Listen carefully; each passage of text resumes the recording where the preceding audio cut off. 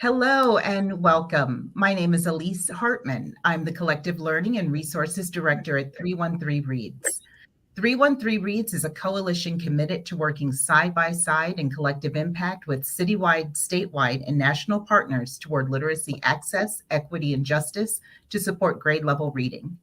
313 Reads is dedicated to mobilizing alongside our community to ensure literacy equity so that all students are reading at grade level by the end of third grade. Thank you for joining us for today's professional development session, Research-Based Reading Instruction and Equity, with Dr. Leah Van Bell, Dr. Julia B. Lindsey, and Dana Davidson. Dana is the Regional Director in Detroit and Southeast Michigan for the Center for Black Educator Development.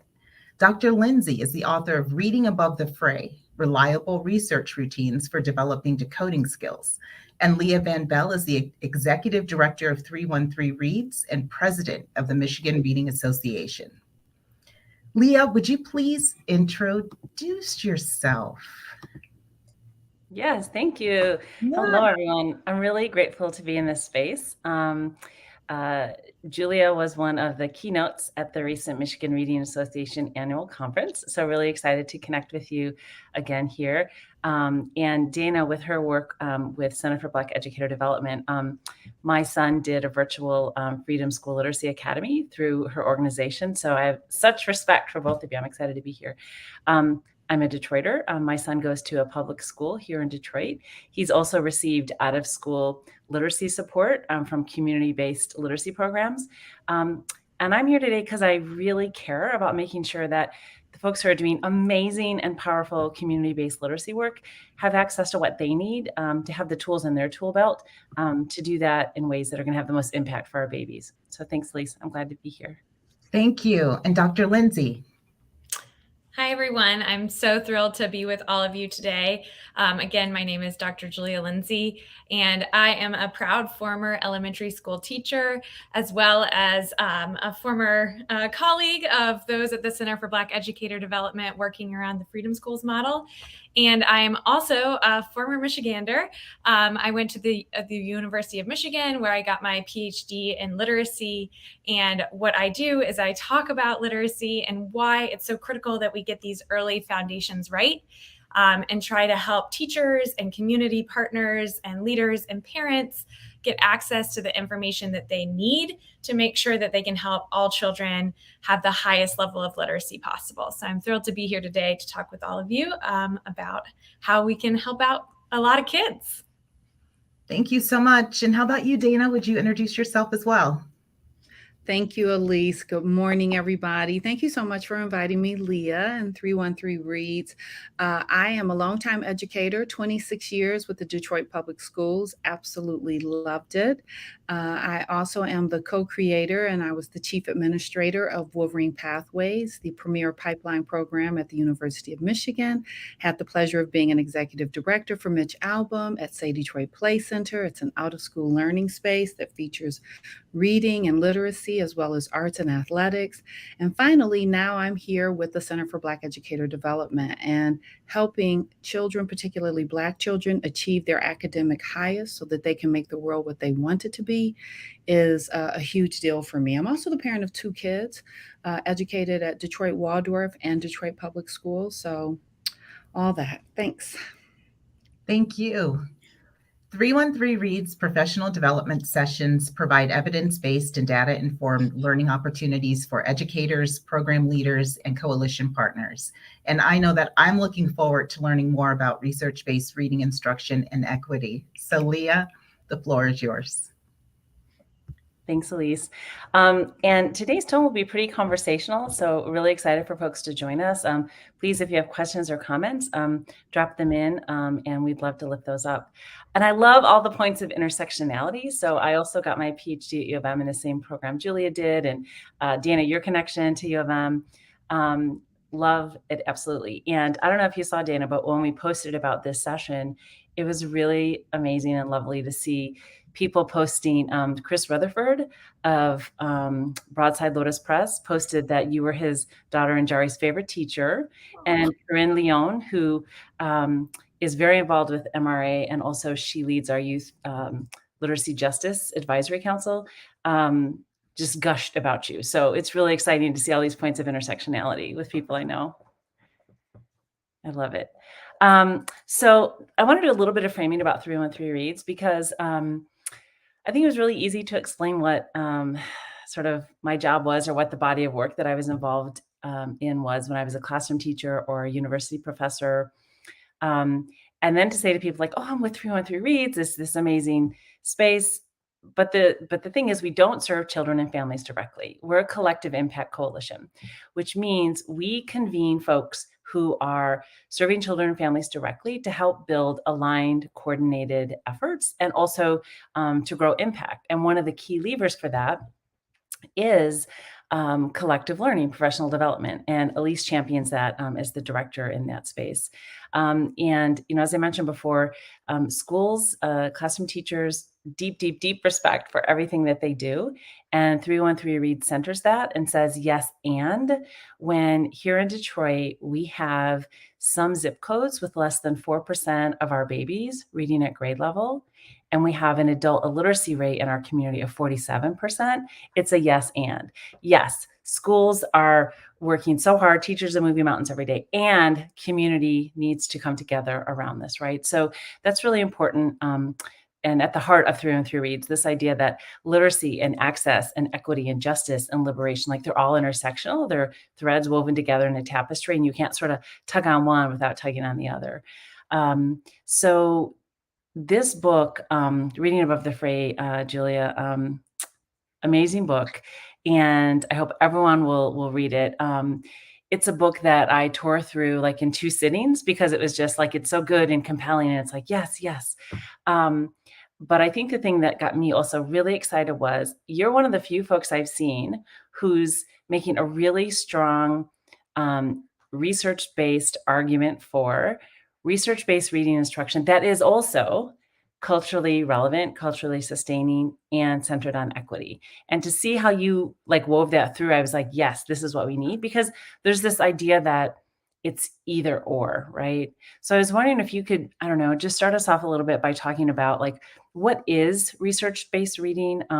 Because I think, and you and I were talking about this the other day, there's a lot of debate lately about science of reading versus this. And, we're not here to get into some battle about, those kind of dynamics. But what we do want to talk about is, what do we mean when we say research-based reading? Could you unpack that a little bit?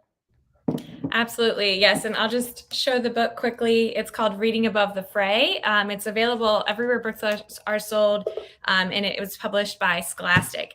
It is written mostly for educators, but I know that anyone could pick it up and take something away from it if they are supporting a child in learning to read. If you're a parent, if you're a grandparent, if you're a community member, there might be certain sections that feel less relevant, but my hope is that most folks could definitely take away from it how reading works and how to support children at the earliest stages of reading and really getting the right skills that they need to succeed. So you're absolutely right, Leah. There is a lot of conversation these days about how we teach reading and how to do it better. And one of the big threads in that conversation is trying to help many people, every stakeholder in reading education, have more access to what the research really says about what reading is, how it develops, and what we know about teaching it.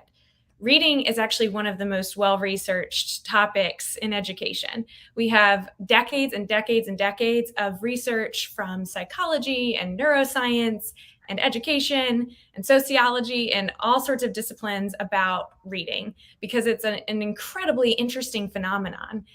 It is not a natural process that humans develop. It's actually something that takes deep practice and actually requires us to almost rewire our brains, which is different than how we develop oral language and the ability to speak with one another. So it's a really complicated process that takes a lot of skill to support someone in developing it, and it takes a lot of skill as the one who's developing the ability to be a reader. So right now, there's a great groundswell and excitement around trying to bring more research findings into classrooms. And I think this is really awesome and exciting, and it's much needed. We all deserve to have greater access to what research can tell us about how to teach reading.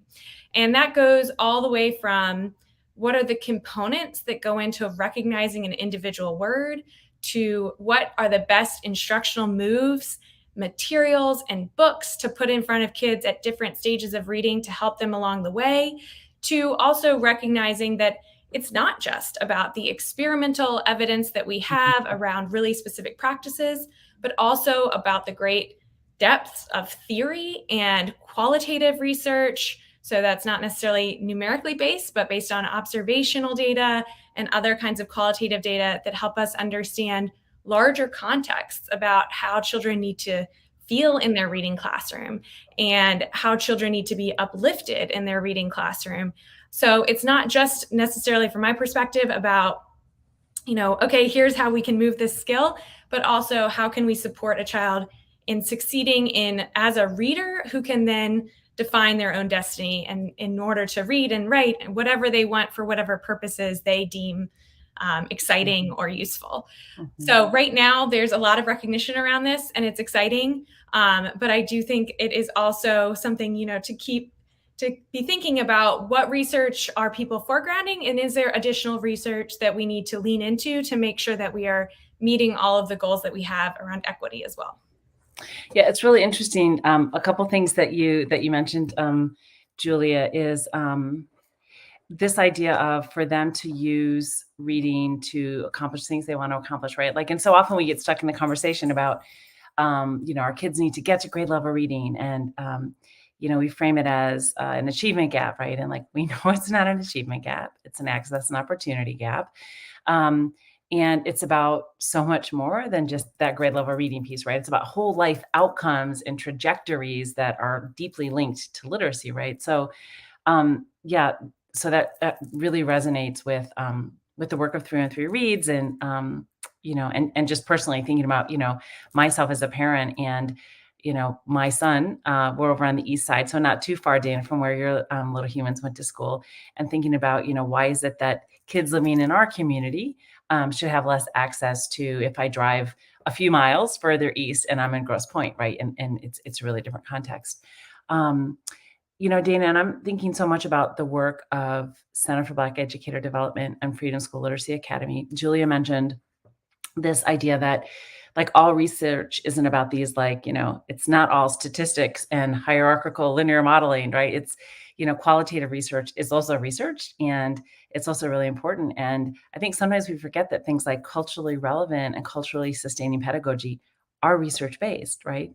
It's a different kind of research than quantitative research, but they are, research-based, and just centering the importance of that. And I was just thinking about like when my son Langston was in Freedom School Literacy Academy, and starting the day with a calling together, with djembes, with libations, with honoring ancestors. Like, it was really powerful for my Black son to be in a program that totally centered and affirmed him. So like, I would just love for you to share a little bit about Freedom School Literacy Academy and how you're centering this culturally sustaining work as at the heart of it.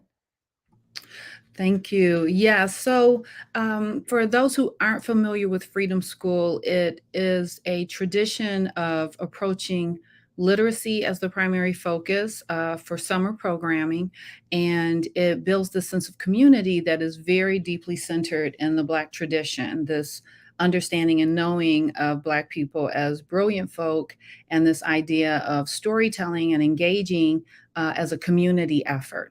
So it opens with breakfast, and then what we call Harambe, which might be seen as a traditional, what's that morning gathering called? My mind just lost it. Morning meeting? Well, that's Harambe, but the traditional kind of Eurocentric word. Morning meeting? Okay. Morning meeting. I can't think of it right now, but yes. But Harambe is assembly, yes. And Harambe is very deeply centered in this space of kineticism and Blackness and culture and family and connectedness. And so that opens with a circle, right? And it opens with a circle of storytelling, with the stories of cheers and chants, and then with an actual story read aloud by a member of the community to the circle group. And then we flow into a long literacy class that's woven with all sorts of activities and engagement with reading, so that all morning, our children get a sense of reading as this natural thread of storytelling that's connected with oral traditions, that's connected with movement, color, laughter, engagement, drawing, illustrating, and then deviating from the story, right? That there's no harm in that. In fact, there's richness in that. So, Freedom School Literacy Academy is running for the second summer here in Detroit. We're going to be at New Paradigm in KIPP, Detroit. We're open for enrollment very soon for little ones, and it's centered in that. This idea that literacy is a part of you in many different threads, not just the printed word on the page, and that the printed word on the page is an extension of your engagement with story as a multifaceted endeavor. And that has a very African and indigenous people's history, right? Just this idea that storytelling is just how you get things known. And so it feels less threatening and frightening for many children. As you're talking about that, I was thinking about in your book, Julia, like how many times you center, and you'll have it in the main text and you have it again in the call out boxes. Like, this is really important, that although certainly code-based instruction is critical, it's foundational. You want a bumper sticker that says "I heart decoding" on your Mazda sedan, I believe you said, that it shouldn't be the bulk of the instructional time. And you are advocating for some of these things that, Dana, you're talking about, that it should be embedded in meaningful, social, purposeful literacy contexts. Yes, absolutely. I think sometimes we might hear the beautiful descriptions of freedom schools that Dana shares, or that others share about other times of day or other instructional moments. And then we might hear about what happens in a phonics classroom that sounds really decontextualized and maybe kind of unrelated to other things. And we might assume that those have to be completely disconnected from one another, that there is no way to have any sort of overlap in those experiences. And I think that that's something that we really need to challenge, that assumption that these things are so disconnected. Because for one thing, the experience that Dana is describing is one that is cultivated by teachers and others, educators who are deeply supported in their work, and also who are deeply knowledgeable about their communities and their children, and are really dedicated to giving children access to a particular type of education and to this culturally sustaining environment. That dedication should not go away because you need to enter into 30 minutes of direct instruction around these code-based skills. And that dedication doesn't need to go away just because something is a little bit more explicit than other types of day. So some of the things that we know about phonics instruction and early reading instruction and foundational skills is that it does proceed in a much easier way for children and is more powerful when it is just direct and explicit and systematic. So that feels sometimes like it's disconnected from other things. But in fact, when we do it in a way that's research-based and we take our lead from research-tested techniques, we can be pretty efficient and effective at supporting kids and getting exactly what they need, while also then threading into more contextualized times of day, supporting children in reading texts themselves that are connected to their own experiences and lives, to new experiences and new learnings that they might be having, to science, to social studies, to new interests that they're cultivating. And so we can really create connections throughout a day, even if we know that in order to give children the best access to literacy, some of that experience is going to be quite explicit. That doesn't need to take away from all of our other goals. And if anything, I think it should add to them, because we know that if we're giving kids our best instruction possible, we are making the most equitable move we can in our classroom, because we're giving most kids the highest chance of reaching the highest level of literacy. So I think if we view things in that direction, instead of putting things in separated circles and saying, well, these two shall never meet, they have to be these totally different things, I think we're doing a disservice to both ourselves and our children. Yeah, and I just think about so many times, and I get where it's coming from, so I don't want it to be about teacher or school bashing, but I think it's this idea that there's a reader who's struggling, so they need more of this dosage of something, and often it's the worksheet kinds of things. And so I've often seen kids who then aren't part of the meaningful literacy activity because they're engaging in more of the paper-based worksheets. I'm not saying that I think worksheets are inherently evil, right? Like there is a space for that. But it's just so different from being connected in some way to like a meaningful activity, right? And if a little human is struggling, it doesn't mean that they need to have hours and hours of this kind of instruction. But I love what you said about that if we're doing it in ways that are research-based and that are effective, that it's not this hugely time-consuming thing, right? Like, so to me, it's about if we know the tools, the research-based tools, and then we can mobilize them strategically, the instructional routines, the practices, it's not something that takes an excessive amount of time, right?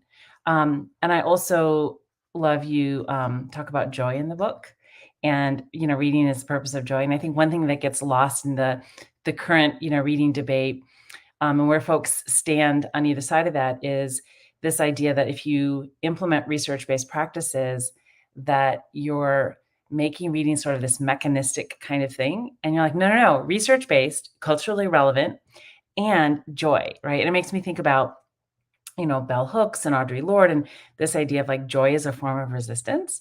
And it makes me think about, Goldie Muhammad now, calling us to joy and literacy. And, Dana, that's something that I certainly, observed when my kids were doing Freedom School Literacy Academy virtually during COVID, that piece of joy.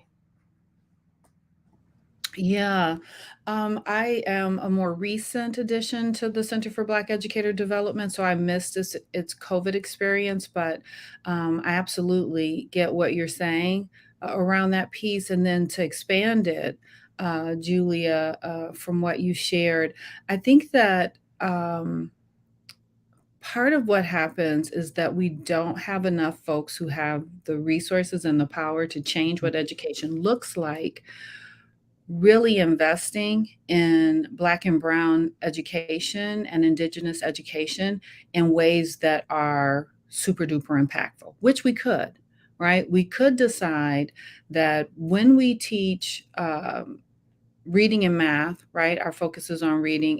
In these communities where we see a struggle is occurring, we accept that the folk are brilliant and perfectly capable, and we provide the resources to give it the best setting possible. So there could be teacher's aides who are available in the classrooms, not one, but let's be magical. Let's say 3. And then that allows for small group instruction to happen every day. We can say, what if time doesn't matter in the traditional sense? And this is all the part of the day that's focused around literacy. And literacy looks like a lot of things. And you get to stretch your creativity, educators, right? There's research-based instruction here around literacy. There's joy framed around it. And you, as a professional, as an artist, as a dynamic, creative human being, you get to create classroom environments and days, right? Flow with those days that allow literacy to bloom in your classroom. Parents do that all the time. We read at different times for different reasons, sometimes to comfort, sometimes to humor, sometimes to distract, sometimes to put to sleep.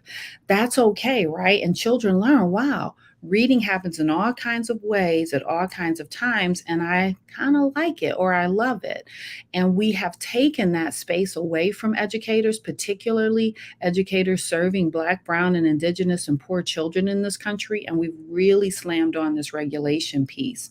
And so I think that if we wanted to resource something like literacy in our communities in a rich and vibrant way, we could, the same way we can leap to give money for other issues that are less protective and nurturing to our communities. it makes me think, Dana, like people will talk about like, oh, I'd like to do X, Y, and Z, but I'm so busy. And I'm like, and we all make choices about our time, right? And we all make choices, and schools make choices about what gets funded and how things get funded. And I love that you're centering creativity, right? So not just joy, but creativity. And I think, when I was a classroom teacher, it was at a time where, yes, I was teaching to benchmarks and standards. And however, I had a lot of flexibility in the journey I created to get my class there, my students there, and to evidence that learning. And absolutely agree with you. And I'm sure you've seen this too, Julia, that very often in Black, Brown, and Indigenous communities, it's this idea like, well, kids aren't where they should be. We got to heavily script this curriculum and deprofessionalize teachers. And this is the thing that's going to get us where we need to be. And one of the things I love, Julia, is that you say right from the beginning of your book, I'm not trying to sell you a curriculum, right? You're not trying to sell scripted lessons, and the resources and the tools, the instructional routines, both in the book and that folks can download. I do think it's like adding to the tool belt that folks can use these creatively, strategically. It empowers, it like helps empower them. They're already empowered, but builds their empowerment as educators. And, that I'm sure is a pretty intentional choice on your part, because you could have done what some folks do and say, follow this script exactly. So I think it's interesting you made that choice. Yes, well, I actually taught at a school that was 100% scripted. We every day I had a script like this thick for the whole day, and obviously there are times when that is really helpful when you're fresh out of college and you're stepping into a classroom. It can be really, really helpful, especially if you have a written and research aligned script, because it helps you learn the cadence of a day and what might need to go into it. And so I don't think that like scripts in and of themselves are always bad unless we are constrained to follow them exactly, because we're humans, not robots. But sometimes having that tool can be helpful as a way to kind of understand, oh, this is how something can go. And I'm going to try it a few times and then add my own to this. But my intention in Reading Above the Fray is to help everyone who reads it get more access to actual research-based understandings about how reading works, and then some examples of how this works in reality, in classrooms, or in tutoring environments, or in other organizations that are teaching reading, and so that you can take those things, and it's curricular agnostic, no matter what curriculum you're using. Most of these things could be implemented into them, and use those as a way to galvanize more research-aligned practices.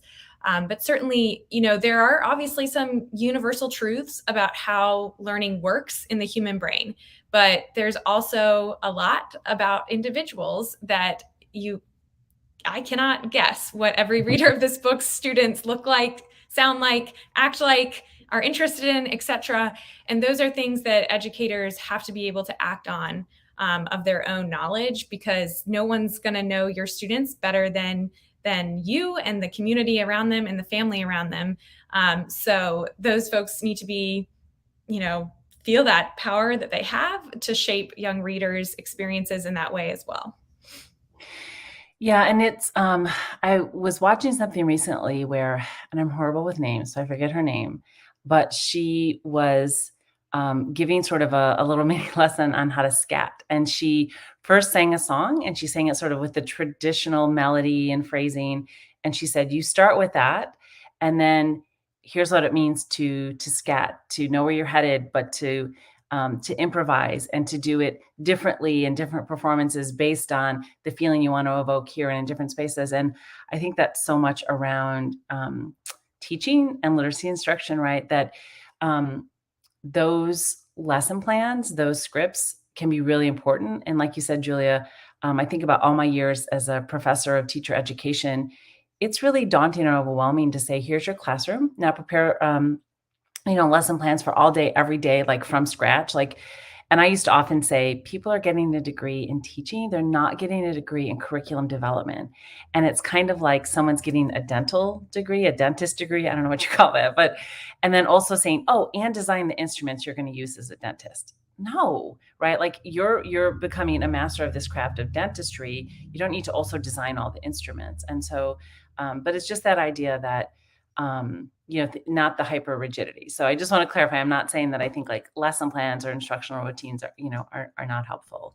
Well, and I appreciate you bringing that up, because to circle back to that, I do think, we do have a lot of research information on professional development and what really does it take to impact students when we give teachers professional development and that sort of thing. And we know it can't be single faceted. You can't just say, here's the new curriculum, everything is going to be different now, because that's not how we work as people. And so teachers and other educators deserve high quality professional learning along with any curriculum they do or do not also have access to. And ideally, they would also have access to a high quality curriculum from which they can change things to meet the circumstances and the children in front of them. But certainly, I think that when I reflect on my own practice using a scripted curriculum, one of the things that really stands out to me is how many things in that curriculum I skipped because I didn't have the knowledge to know that that was actually the most critical element of that. So it didn't even matter that I had this script, because I was skipping parts of it that were actually the most aligned with research. And so I think that there's this... you were doing the best you could at the time with the knowledge you had at the time, right? Right, of course. But there's this sense that okay, this script is going to fix everything. And I don't think that that's the case for a multitude of reasons. But if we really want to give teachers and other educators what they really need, then we have to also lean into professional development along with those materials and recognize not only the need for learning, but also the need for autonomy, because I don't know how many folks here have been in a kindergarten classroom, but there is undoubtedly going to be something that happens that day that you literally could have never anticipated when you have 23 5-year-olds in front of you. And the ability to majestically pivot is something that incredible teachers do all the time. And they need the space to be able to do that as well. I'm wondering if we can, we have been talking about community-based literacy, but also pivot a little more strongly that way, because so right now we're trying to get an understanding of just sort of the landscape around for our coalition, what kinds of curricula are being used. But talking with the team that's going to help us with that, a lot of conversations about there's curriculum on the page and then there's lived curriculum, right?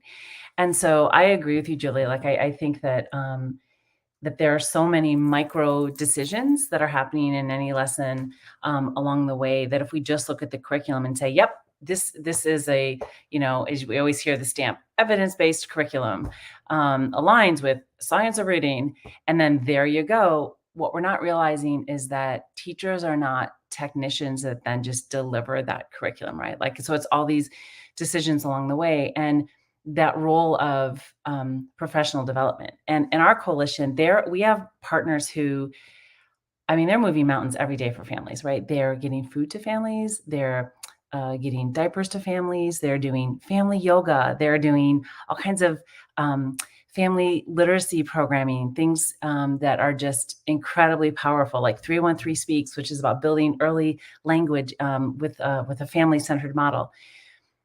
And we have partners who in this work and have been serving families for generations say, we care about literacy. We care about this literacy, access, and equity gap. We want to do something. We want to include tutoring. That's amazing, right? But it's also this space where I have such deep respect and admiration, and also building the trusting relationships together across the system to say, yes, and how can we learn together more about what kinds of things might happen in the tutoring to have more of the impact that you want to have, right? So I always say, a caring adult, a book, and a child, is not enough to make, that reading intervention have the impact. There are these practices, these research-based, these culturally sustaining practices that if we implement them, it's wow, this can really support that impact. But what you named is really important. Dana and Center for Black Educator Development, and they do this deep work around training and building a teacher pipeline. And then I think about some community-based educators who I've been so grateful and humbled by their candor and saying, look, I'm leading this reading program for my org now, care a lot about it. I've never had any training in literacy. I've never taught, but now I'm leading a literacy program. And so 313 Reads is really saying, okay, how can we come together and learn more about that? Elise came, Elise has Elise, maybe you could tell us a little bit about your background in community literacy and just what has professional development looked like for you, I guess, broadly across that space, maybe not specific to one space, but there's just this huge access gap to folks who are doing community literacy and professional learning. Sure. So my background was not in literacy, and I don't have a formal education as a teacher. And it's something that I do come from this long line of teachers and principals, and was always around conversations that were taking place around conversation. And my mother was actually my kindergarten teacher and had a very long-standing career as a teacher. And so I was always read to and was always reading and was an early reader. And that was something that I always had access to was books. And so in terms of like professional development, it's something that I've had to really piece together, and it's just come together by experiences and by doors just being opened for me and allowing me to come into spaces and to learn full immersion, like just jumping in and being around people that are doing wonderful jobs that are really excelling in this profession, and gleaning and just learning from them. And so to come into an environment where we are making this a priority, I've been on the other side of the table, and I'm able to say, you know what, these are the things that I wish that I had access to, or the things that I wish that I had known when I was tutoring and was, on that side of the table. So it's been a really interesting journey. But so now it's been about 11 years, though, that I've been doing this. So I've had some great opportunities. Yeah, that's interesting. I was thinking, Elise, as you were talking about that, my son is taking swimming lessons through Detroit Public Schools in a local organization partnership over at Marcus Garvey by our house. And we had our first lesson, and they were doing some assessments. And one of the parents walked up to the edge of the pool with a kid who was about 4. And I understand lots of different parenting choices and styles. I fully respect that. But threw her child in the pool and said, that's how you learn, right? And of course, the child was just hysterical. And the instructors were like, okay, but like here, actually, we're not going to throw babies in pools.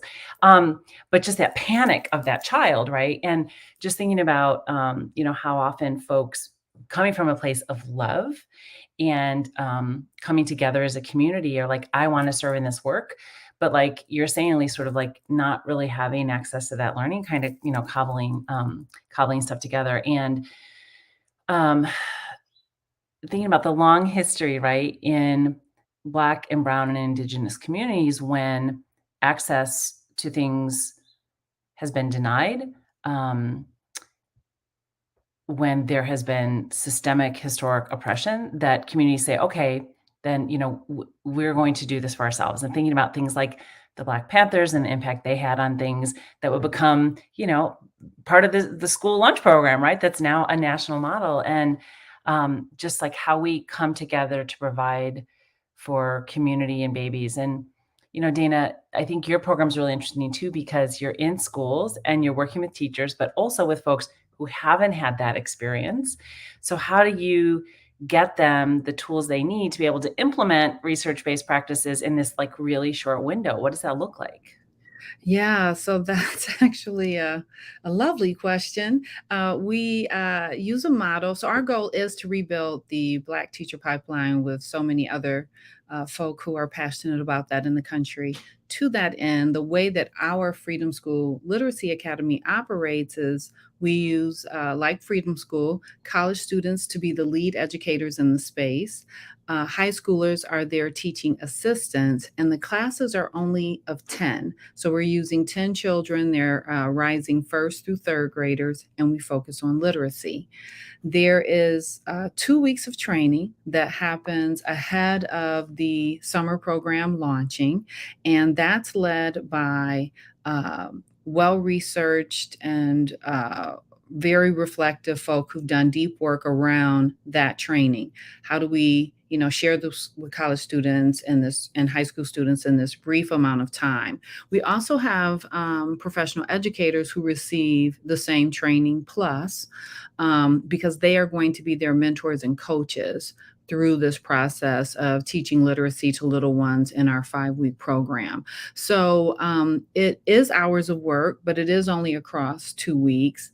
It is done with compassion and humor and lots of research and lots of practice and experience coming behind it.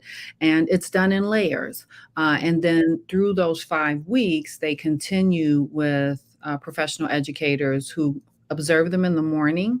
And then in the afternoon, while the little ones are enrichment programming, things like dance and visual arts, the college and high school students continue to get coaching. So although there's that first 2 weeks without children, there are the next 5 weeks daily that they continue to develop their skills and talk about what went well and what went wrong. And they're also peer mentoring each other as they're in the spaces together with the coaches. It just makes me think like there's so much research that points to professional development is not an inoculation model, right? It's not, boom, you got your vaccine, you're done, go forth and practice.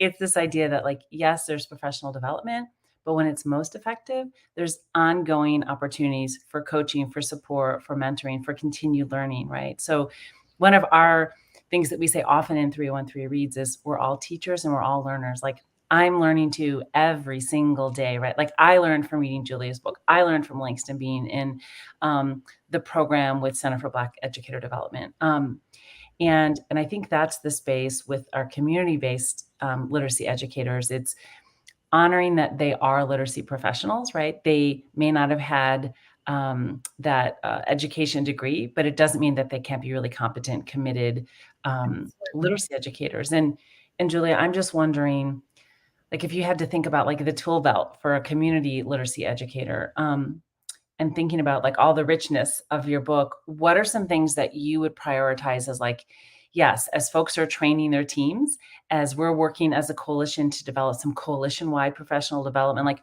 boy, here are some tools, that folks want to have in that tool belt. Yeah, so I think that the most important thing around literacy would be to start at a position of making sure everybody gets some key information about how reading works. So that would be talking about things like the simple view of reading, which helps us understand that at its core, we can conceptualize reading as a combination of word recognition and language comprehension leading to reading comprehension. And there's a lot more nuance that we can add to that model and more updated research, but we can start by thinking about how are we supporting word recognition, how are we supporting language comprehension, and then how are we supporting those in a united way. And then I think it's also about being really careful and strategic about, okay, what is our purpose in any given tutoring session? If we are tutoring kindergartners and we are working along with their school environment to say, by the end of the year, we want all of our kindergartners to know every letter in the alphabet and the sound that it most commonly represents, and to be able to read regular 3-letter words. That might be a goal. Then thinking about what is happening in those tutoring sessions that's leading it to that goal. And are there things that might be taking away from that goal? So for example, in that tutoring program, are we spending tons and tons of time teaching children strategies to comprehend texts? Well, maybe that's not the goal of our tutoring program, so maybe that's not the best use of our time. It's not to say that's not a good goal, but it might not align with what we said we're trying to aim for. And so thinking about really carefully, if you only have like 20, 30 minutes with children, you might not be able to hit every single goal, but what are the critical goals that you're trying to hit based on that child's needs and where they are developmentally? And then what are the moves that you're really making to enhance those goals?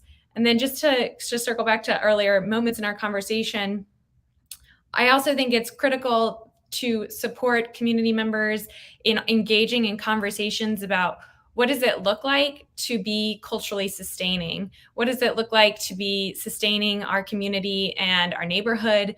What would that mean for me as an adult? And what would that mean I'm saying and doing with the child in front of me? And similarly, what would it mean to be teaching even these discrete skills in a way that is informed by and sustaining the linguistic backgrounds of children as well? So am I working with a child who knows how to speak multiple dialects of English? Am I working with a child who knows how to speak multiple languages or read multiple languages? And what might that mean about how I can create a different environment that supports them in realizing the power of all of those linguistic strengths and how they can leverage them in English reading or in Spanish reading or in understanding language at a broad level as well? I was excited. So I worked deeply with Michigan Department of Ed for a year. I left the university. I was kind of deciding where I wanted to land in community-based literacy. And I had this wonderful opportunity at Michigan Department of Ed to work around literacy educator preparation standards and also efforts to support a more diverse educator workforce. And also, shout out to Black Male Educators Alliance. I'm on their board. They're doing amazingly important work to help grow a more just equitable lane to support and retain Black male educators. But just thinking about when I was there, that changes in the educator preparation standards and the certification test that they take to center additive approaches to linguistic diversity. So instead of no, bad, wrong, to understand multilingualism, multidialectalism, has a purpose. It's strategic to value that. And that's really interesting because I still find in our community, here in Detroit, here in other spaces serving, often, Black, Brown, Indigenous children, that there's this sense still, dialect variants that aren't more closely aligned with academic English are bad or wrong. And, that's a whole other conversation because I also have to recognize, my space as a white woman who, is advocating for more additive approaches, but not, being in the space of a member of the community.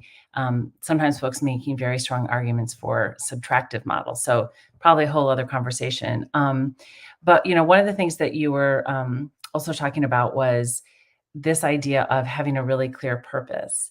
And I don't know, I remember back in the days when there was such emphasis, well, and there still is in some spaces on guided reading, right? You're a level M, get a little level M book. And it was very incidental, right? And I just remember teachers literally pulling a book oh, they're a level M, leafing through the book going, okay, what do I teach with this book? Oh, it's got quotation marks and dialogue. Okay, I'm going to teach quotation marks and dialogue, right? So they were choosing something from the book, but it was really incidental. And I was hoping we could make sure we made space today to talk about what it means to be explicit and systematic, because I was actually at a birthday party this weekend with someone who's a fellow educator, and we had this really juicy conversation about, which scope and sequence around phonetic elements. And I'm it doesn't matter, right? Choose, there's lots of options, but as long as you're being explicit and systematic. So I'm wondering if both of you could talk about, how you think about that to make sure that that is systematic and not incidental in what gets taught. Yeah, sure. I'll start and then I'll throw it over to you, Dana. So one of the strongest of research findings we really have around foundational literacy is the need to be explicit and systematic in our teaching. So what does that mean? Well, explicitness means that we tell children exactly what they need to know, and ideally in a concise and precise way. So instead of saying, we're going to read a book called Bob's Ball, and we're going to try to figure out what sound does B represent, saying B spells the sound B. Now you say it. Now let's practice that. Now let's write a letter B. Now let's see a lot of letter Bs. And maybe we're at the stage where we start reading and writing words with B as well. But explicitness means we tell kids what they need to know. There is a time and a place for investigation, but it's not in these early stages of literacy For one thing, because it is way faster to be explicit. For another thing, because we know different children are going to investigate things in different ways. And this isn't something where there's actually a whole lot of options. Letters can represent slightly different sounds depending on the dialect that you speak, but they do represent a sound, or many sounds depending on the spelling. And we need to know what those are, even if we pronounce them a little bit different than the person beside us. The second part is this systematicity, and that means that we are covering all the aspects of a topic in a logical order. So in phonics, that means that we are going to make sure that we cover the vast majority of the common and some of the less common spellings and the sounds that they represent. So in, say, an early kindergarten, that would mean we want to make sure we go through all of the alphabet, and we want to make sure that we extend a little bit beyond that as well. But we don't want to start kindergarten, say, with teaching kids to read multisyllabic words, because that wouldn't be logical. So if we look across the breadth of kindergarten through second grade or so, we're really seeing that we're covering many of the spellings that we see in written English, so that kids are prepared to be able to read all kinds of words. And that flows into other aspects of foundational literacy as well. But at a broad level, what we're talking about when we say explicitness and systematicity is we're telling kids what they need to know, what they deserve to know about this weird printed thing that they have in front of them that to a 2-year-old, to a 3-year-old, to a 4-year-old is bizarre. And we're telling them what they need to know, giving them access to that information, and doing it in a logical way that's giving them as much information as we can give to them. So that's kind of my view of this, is that it's not taking away from kids' experience to tell them exactly what they need to know. It's adding to their experience.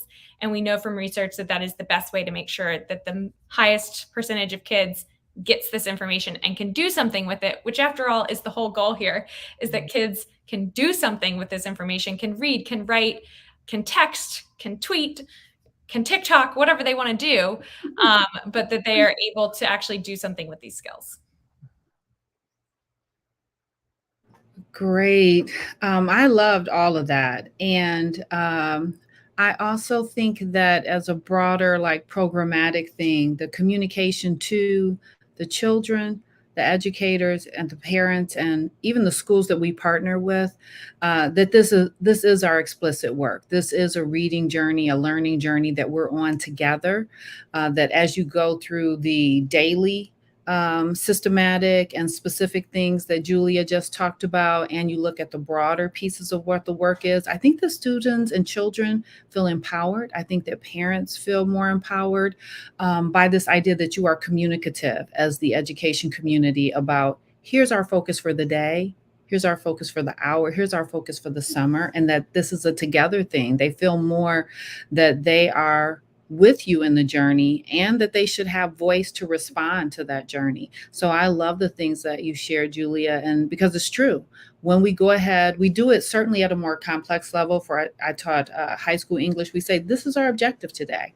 We're going to work on metaphor. And now the students know, okay, there's going to be a lot that happens in this story, but I want to make sure I'm pulling metaphor out of it. And I understand that. Knowing that we're focusing on B as the sound and B as the letter that represents it makes a child feel, okay, got it. All right. There's 25 other letters, but that one right there, that's my focus. So yeah, I love that.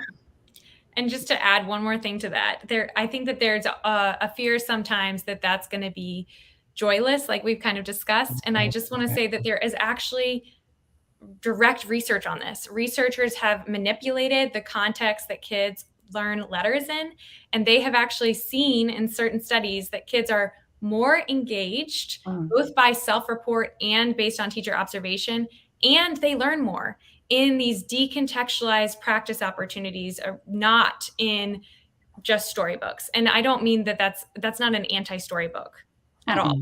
That means that if you're trying to teach the alphabet, don't be afraid to just teach the alphabet and then read a story later. But we don't need to necessarily try to force everything to be combined, and kids might actually like it more and be more excited and engaged, and their learning outcomes could be even higher. Sounds good.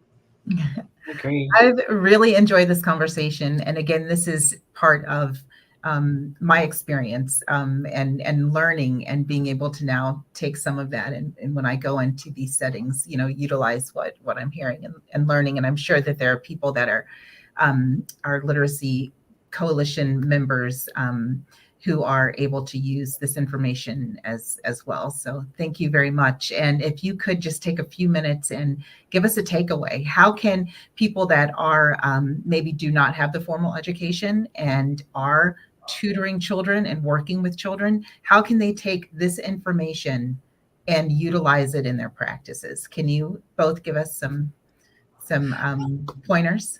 I'll go first and say that we have a fantastic opportunity for college and high school students in particular to do just that this summer. I'm recruiting young people to be those classroom instructors, and you will get a chance to impact young children's lives directly. They want young people teaching them and making reading come to life for them. So please see our website, the Center for Black Educator Development. The applications are open right now. You are needed. Awesome. And if you want to learn more about the specifics of these practices and more about foundational skills, I'm actually partnering with MAISA and Read, Write, Roar to be putting on a series of webinars open to all Michiganders who are educators, whether that's a tutor, a community member, a parent, a formal educator in a school, and you will actually receive a free copy of the book as well as be able to join us in these 4 webinars specifically around how to teach some of these skills. And this is totally free. So if you want to join us, the first one is actually this afternoon. Yeah, and I'll go ahead and drop the link for registration right now in the chat. Let me just pop this in.